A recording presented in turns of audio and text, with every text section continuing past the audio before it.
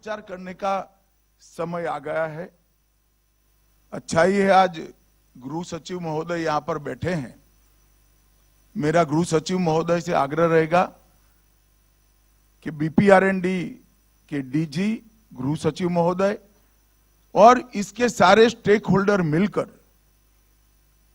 एक मनोमंथन चिंतन पुलिस विज्ञान कांग्रेस पर ही करने की जरूरत है, जिससे अगली पुलिस विज्ञान कांग्रेस कैसी हो, किस प्रकार की हो, कैसे ज्यादा उपयोगी हो।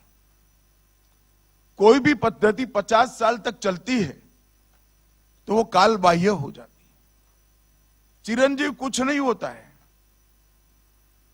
50 साल में परिवर्तन नहीं हुआ ऐसा मेरा मानना नहीं है। मैं मानता हूं कि बीपीआरएनडी का काम बहुत महत्वपूर्ण है। मैं गृह मंत्री बनने के बाद बीपीआरएनडी पर विशेष ध्यान मैंने खुद भी दिया है, परंतु पुलिस विज्ञान कांग्रेस का जो समय उचित परिवर्तन होना चाहिए कार्य पद्धति में, उद्देश्यों में और सबको साथ लेने के बाद इसके इंप्लीमेंटेशन, जो निर्णय होते हैं इसके इंप्लीमेंटेशन, इसमें कहीं ना कहीं हम पीछे पड़े हैं। और अगर इसको हम नए सिरे से नहीं सोचते हैं तो वो सज्जन का जो बयान था, एक ग्रॉस स्टेटमेंट था, शायद हम उसको सच साबित कर देंगे। तो मेरा सबसे पहले तो आग्रह है कि इसके पूरे स्वरूप पर हमने पुनः विचार करना चाहिए। आने वाली समय की चुनौतियों को समझे बगैर हमारा जो प्लानिंग होता है वो कभी सफल नहीं होता है। हमें एक बात समझ लेनी चाहिए कि ये 10 साल में भारत विश्व का नेतृत्व हर क्षेत्र में करने के लिए आगे बढ़ रहा है। चाहे अर्थतंत्र की तालिका हो, चाहे टेक्नोलॉजी का क्षेत्र हो, चाहे सुरक्षा का क्षेत्र हो, चाहे शिक्षा का क्षेत्र हो, चाहे रिसर्च और डेवलपमेंट का क्षेत्र हो, चाहे इंफ्रास्ट्रक्चर की बात हो और व्यापार की बात हो। हर क्षेत्र में इस 10 वर्ष में भारत ने कई दशकों की कमियों को पूरा कर आगे बढ़ने के लिए कदम भी उठाया है और हमें सफलता भी। और मैं मानता हूं इसके कारण हमारी चुनौतियां कम नहीं होती है, बढ़ती है। क्योंकि कोई भी व्यवस्था में जब आप आगे बढ़ते हो तो किसी न किसी का स्थान लोगे, रेजिस्टेंस जरूर आएगा। और वो रेजिस्टेंस को आपने एनालिसिस कर हमें आगे बढ़ना। कुछ आश्चर्यजनक सफलताएं हमने प्राप्त की। 11वें नंबर पर हमारा अर्थतंत्र था, हम 5वें नंबर पर ले आए। और मैं विश्वास के साथ कह सकता हूं कि 1 अप्रैल 2028 के पहले हम दुनिया का 3रे नंबर का अर्थतंत्र बन गए।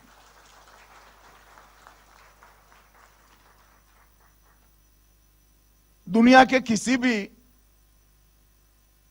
चुनाव का विश्लेषण करने वाले पंडित से बात करते हैं तो उनको आश्चर्य होता है कि 97 करोड़ पंजीकृत मतदाताओं का वोटिंग कोई गड़बड़ के बगैर हो गया और सिर्फ 16 बूथों के अंदर पुनः मतदान हुआ। ये बहुत बड़ी उपलब्धि है। हमने ऐसे देश भी देखे हैं जो टेक्नोलॉजी की दृष्टि से बहुत आगे होते हैं और महीनों तक उनके परिणाम घोषित नहीं होते हैं। हमारे यहां 7 बजे मत गिनती शुरू हुई और 1 बजे परिणाम घोषित हो जाता है, विवाद भी नहीं होता है। ये बहुत बड़ी भी। जब कोरोना का संकट आया, दुनिया के विकसित देश अपनी तो चिंता कर ही रहे थे, साथ में भारत की विशेष चिंता करते हैं, क्योंकि हम सब जानते थे, उसको स्वीकार भी करना पड़ेगा, क्योंकि उस वक्त हमारा हेल्थ इंफ्रास्ट्रक्चर इतना मजबूत नहीं था। वो सोचते थे कि क्या होगा भारत का 140 करोड़ की आबादी और कोरोना को कैसे टैकल करेंगे। पर हमारी परंपराओं में, हमारी पद्धतियों में एक ताकत पड़ी है। जब कोरोना समाप्त हुआ तब पूरी दुनिया ने स्वीकार किया कोरोना का सामना सबसे अच्छा भारत ने किया है, कम से कम नुकसान के साथ। जब हमारी ये स्ट्रेंथ दुनिया के सामने आती है तब चैलेंजेस बढ़ते हैं। वो चैलेंजेस को ध्यान में रखकर हमने हमारी तैयारियों को पुख्ता करना पड़ेगा। यहां पर आपने 8 सत्र के अंदर नए आपराधिक कानून, फॉरेंसिक साइंस का उपयोग, डिजास्टर मैनेजमेंट, ब्लॉकचेन टेक्नोलॉजी का उपयोग, साइबर धोखाधड़ी, स्मार्ट सिटी में पुलिसिंग, आदिवासी क्षेत्रों में सामुदायिक पुलिसिंग और जेलों में कट्टरवाद से निपटने के उपाय, इस पर चर्चा होगी। मेरा आग्रह है कि सभी प्रतिभागियों से इसके अलावे किसी भी एक विषय पर उनके सुझाव मांगने चाहिए और इसको संकलित कर इसमें से आगे बढ़ने की हमने चेष्टा करनी चाहिए। भाइयों बहनों, जब मैं आज आप सबके सामने उपस्थित हूं तब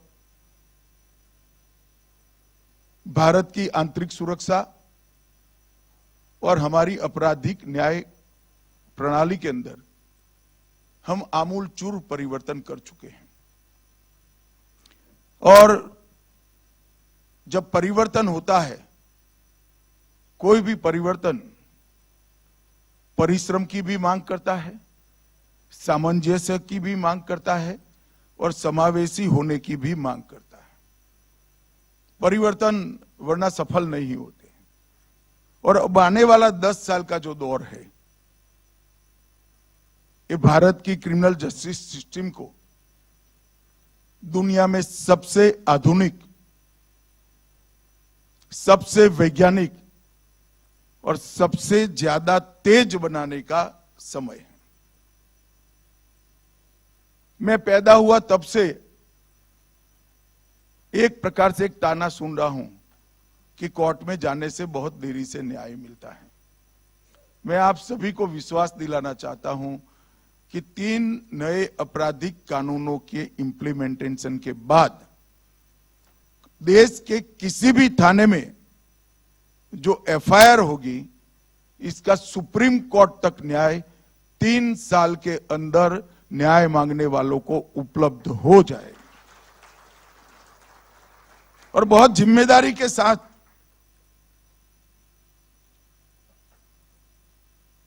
मैं इसको बोल रहा हूं और इसके लिए हमने हमारी समस्त कार्यवाही को लक्ष्य उन्मुख से, लक्ष्य जो तय किया है इसकी सिद्धि तक नहीं, इसके परिणाम, रिजल्ट्स और इसके परिमाण, रिजल्ट्स के सभी डायमेंशन में सफलता तक ले जाना पड़ेगा। कभी आंकड़ों से सफलता नहीं मिलती। लक्ष्य तो सिद्ध होते हैं, मगर इसके साथ, लक्ष्य के साथ जुड़े हुए सारे परिणाम, लक्ष्य से जिस जिस क्षेत्र में फायदा होना है वो हुआ क्या, और वो फायदा सारे डायमेंशन में हुआ क्या, उस दिशा में हमें ले जाना पड़ेगा। तब जाकर हमें सफलता मिलेगी। हमने एक मजबूत नींव रखी है। आर्थिक reform, GST, ease of doing business, make in India, social reforms 60 crore गरीबों के जीवन स्तर को ऊपर उठाया है, 25 करोड़ लोगों को गरीबी की सूची से बाहर निकाला है, युवाओं के लिए नई शिक्षा निधि, स्टार्टअप, ट्रेनिंग, स्किल डेवलपमेंट और R&D के ये 4 स्तर में विभाग कर हमने काम आगे बढ़ाया है। मातृशक्ति को हर क्षेत्र में 33% रिजर्वेशन देकर उनको एक प्लेटफॉर्म और सहभागिता का मौका दिया है। और सालों से 3 क्षेत्र बहुत डिस्टर्ब माने जाते थे, कश्मीर, उत्तर पूर्व और नक्सलवाद पीड़ित क्षेत्र। ये तीनों क्षेत्र में हमने सुरक्षा स्थिति में काफी सुधार किया है। विगत 10 साल के आंकड़े और इसके आगे के 10 साल को आंकड़ों का तुलनात्मक अभ्यास करें तो लगभग 70% हिंसा हम कम करने में सफल हुए। और मैं मानता हूं ये बहुत बड़ी उपलब्धि। 70% हिंसा कश्मीर, पूर्वोत्तर और वामपंथी उग्रवादी क्षेत्र के अंदर हम कम करने में सफल रहे। और इसके लिए ढेर सारे लोगों ने मनोयोग के साथ सरकार के उद्देश्यों को सफल करने में काम किया है। नारकोटिक्स के क्षेत्र में मैं एक ही आंकड़ा आपको देना चाहता हूं। पहले 10 साल में 5,45,000 किलोग्राम नहीं, अभी 10 साल में 5,45,000 किलोग्राम, जिसका बाजार मूल्य 35,000 करोड़ का है, उसको जब्त करने में हमें सफलता मिली। और ये आंकड़ा अगले 10 साल से 6 गुना ज्यादा है। इसका मतलब नहीं है 10 साल में ड्रग्स का कंजम्पशन बढ़ा है। इसका मतलब है ये 10 साल में जब्ती की प्रक्रिया बहुत साइंटिफिक तरीके से हमने बदली है और उसमें हमें सफलता मिली।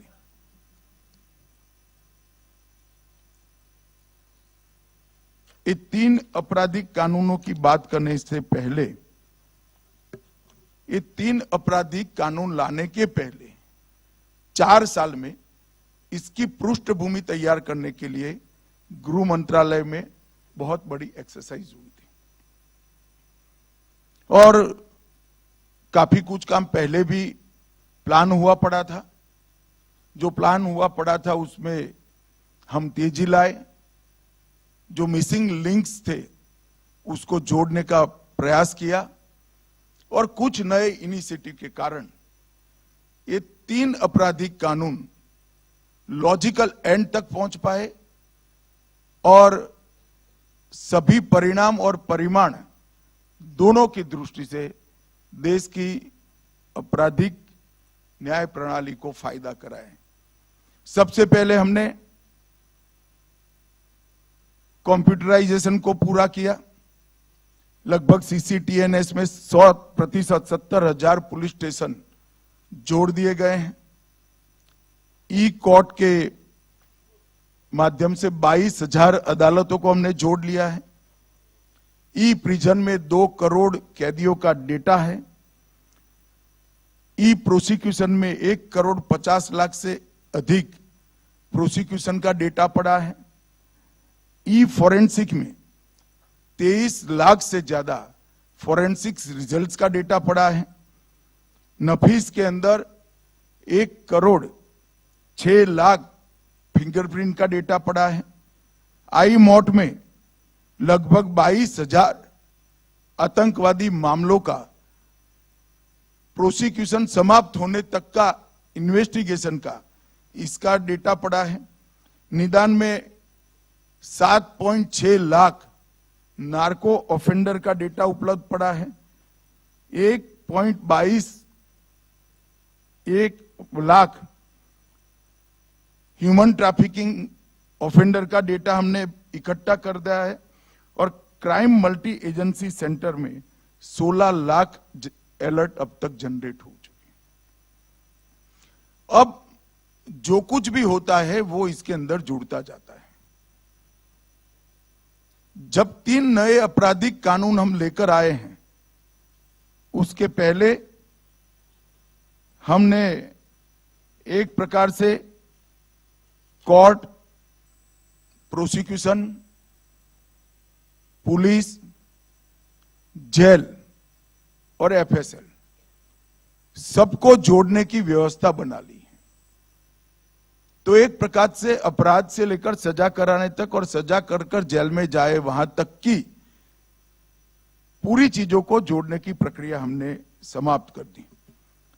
और फिर ये 3 नए आपराधिक कानून, भारतीय न्याय संहिता, भारतीय नागरिक सुरक्षा संहिता और भारतीय साक्ष्य अधिनियम, इसको लाने का काम नरेंद्र मोदी सरकार ने किया है। और मित्रों, मैं निश्चित रूप से मानता हूं कि 150 साल पुराने कानून अपनी सरकार बचाने के लिए अंग्रेजों ने बनाए थे। उसके उद्देश्य में नागरिक केंद्र में नहीं था। नए आपराधिक जो कानून बने हैं, ये तीनों कानून के केंद्र में हमारे नागरिक की सुरक्षा और हमारे संविधान ने नागरिकों को दिया हुआ जो अधिकार है वो प्राप्त कर पाए, इसकी व्यवस्था हमने सुनिश्चित करी।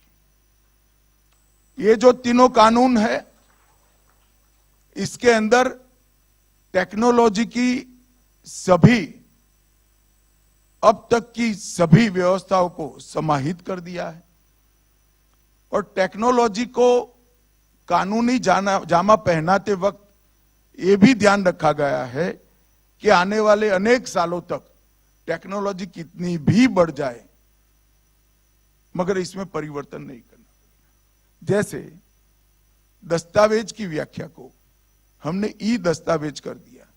अब मोड कितने भी बदलते रहेंगे, मगर डेफिनेशन में ई दस्तावेज वो अपने आप अपने जगह ठीक रहेगा।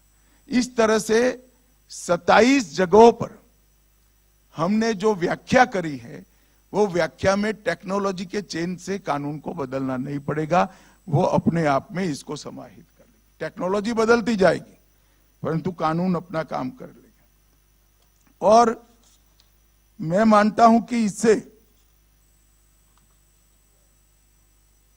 बहुत स्पीड से न्याय मिलने की व्यवस्था होगी। हमने कोर्ट, प्रोसिक्यूशन और पुलिस तीनों को लगभग 60 प्रोविजन के अंदर बाध्य बनाया है कि समय मर्यादा में अपना काम पूरा करे। 60 प्रोविजन। और जेलों को भी हमने बाध्य बनाया है कि एक निश्चित अवधि के बाद अगर ट्रायल नहीं चल रही है तो कुछ अपराध जो ज्यादा गंभीर नहीं है, इसके छोड़कर जेल अधिकारी ने ही इसकी बेल के लिए पुरसिस रखनी है कोर्ट के अंदर।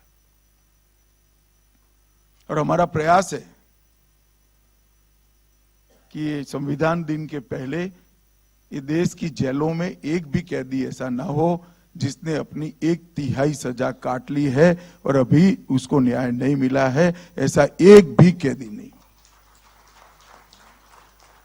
पुलिस को जवाबदेह बनाने के लिए भी ढेर सारे काम किए हैं और पुलिस को ताकत देने के लिए भी ढेर सारे काम किए। अब ये सारे खाका एक प्रकार से बनकर पड़ा है। पुलिस विज्ञान कांग्रेस की जिम्मेदारी क्या है? अलग अलग साइलोज में डेटा पड़ा है। क्या पुलिस विज्ञान कांग्रेस अग्नि विज्ञान कांग्रेस के पहले एआई का उपयोग कर ये सारे डेटा को एक दूसरे के साथ बात करता हुआ कर सकती है क्या?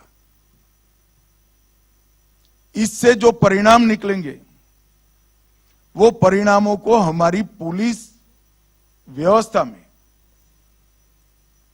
इसका विश्लेषण करने का एक प्लेटफॉर्म हम तैयार कर सकते हैं क्या?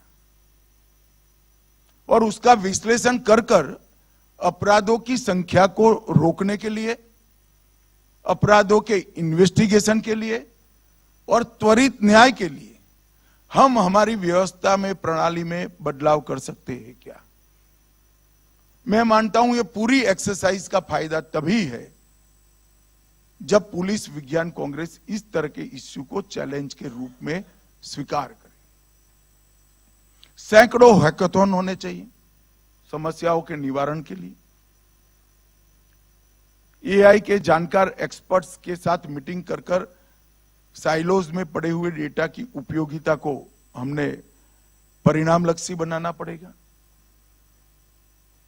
और इससे जो एनालिसिस आता है उसका प्रैक्टिकल विश्लेषण कर हमारी व्यवस्था को सुधारने के लिए काम करना चाहिए। मैं मानता हूं कि ये नहीं करते हैं तो इस सारी एक्सरसाइज का इतना फायदा नहीं होगा कि जितना होना चाहिए। फायदा तो जरूर होगा परंतु इतना फायदा नहीं होगा कि जितना होना चाहिए। और ये विषय को पुलिस विज्ञान कांग्रेस ने चैलेंज के रूप में स्वीकार करना चाहिए। आपके 8 सत्र आप समाप्त कर दीजिए। बाद में मेरा बीपीआरएनडी डीजी साहब से आग्रह है कि उसके बाद जो लोग इस विषय पर अपनी इच्छा से रुकना चाहे, ये लोग 3 घंटा रुककर इस पर विमर्श करें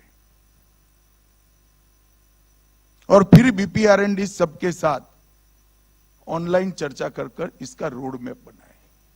इसमें रक्षा शक्ति यूनिवर्सिटी और एफएसएल यूनिवर्सिटी को भी जोड़ना चाहिए। आईटी और मैनेजमेंट, इसके लिए अच्छा काम करने वाली यूनिवर्सिटियों को भी इसके अंदर जोड़ना चाहिए। और इंप्लीमेंटेशन के विषय में जिन्होंने सफलतापूर्वक काम किया है, जिनको इंप्लीमेंटेशन के गुर मालूम है, ऐसे तज्ञों को भी इसमें जोड़ना चाहिए। तब जाकर ये परिणाम लक्षी बन सकता है। और मैं मानता हूं कि हमारी कांग्रेस भी तभी परिणाम लक्षी मानी जाएगी। आने वाले दिनों में हमारे सामने कुछ चुनौतियां हैं। दुनिया के सामने चुनौतियां है, सिर्फ भारत के सामने नहीं है। इसका हल भारत ने ढूंढना चाहिए। 5 क्षेत्र ऐसे हैं जिसमें कानून की रोकथाम करने वालों ने कानून तोड़ने वालों से 2 कदम आगे रहना चाहिए। इस पर भी पुलिस विज्ञान कांग्रेस ने चिंता करनी चाहिए। साइबर क्राइम, घुसपैठ मतलब सीमाओं का टेक्नोलॉजी से सीमाओं की सुरक्षा करना। बाड़ लगाना तो एक है जहां प्रैक्टिकल लगाएंगे, परंतु टेक्नोलॉजी से कैसे सीमा की सुरक्षा कर सकते हैं। ड्रोन का अवैध उपयोग, इसकी रोकथाम, नारकोटिक्स, इसके इन्वेस्टिगेशन में और जागरूकता में आधुनिक टेक्नोलॉजी का कैसे उपयोग हो सकता है और डार्क नेट के दुरुपयोग के खिलाफ रोकथाम में इसका सॉल्यूशन।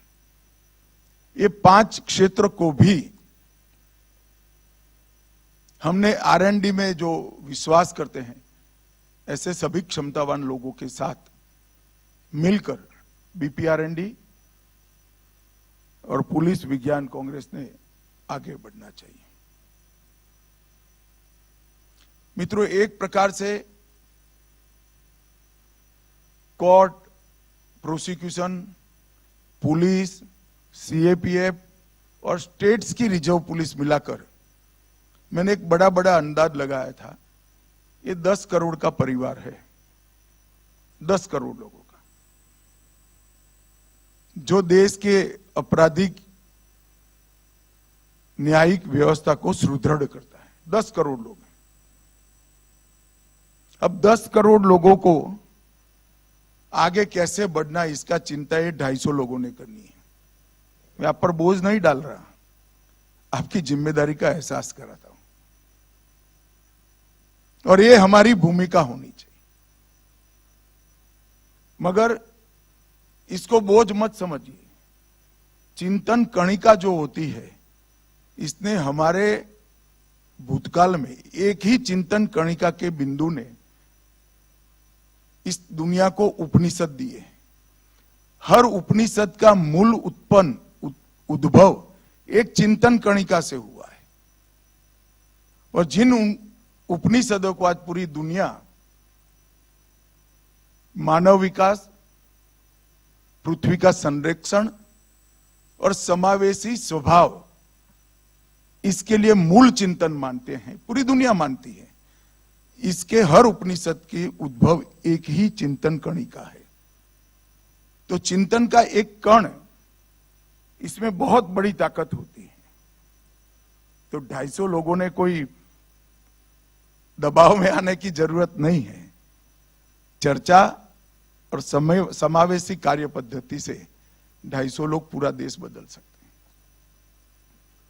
और मेरा आग्रह है कि हमारी पुलिस विज्ञान सम्मेलन का आने वाले 10 साल का एक रोड मैप बने। हम क्या क्या परिवर्तन, क्योंकि कोई भी परिवर्तन थोपा नहीं जाता है, धीरे धीरे करना पड़ता है।